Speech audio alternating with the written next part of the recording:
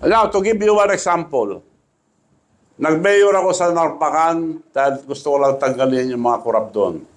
One term. Wala kaming palengke, wala kaming bagong munisipyo. All the towns of Ilocosur, bago ang palengke, bago ang munisipyo nila, except Narpacan.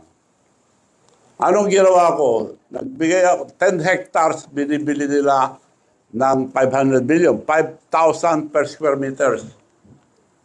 10 hectares, di halaga ng 500 million.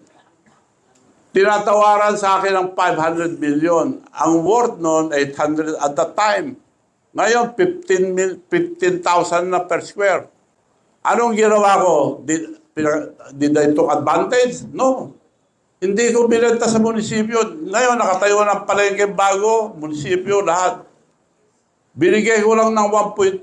Lugi kagad ako ng 380 million. Ang leadership is sacrifice. Hindi panguhurakot.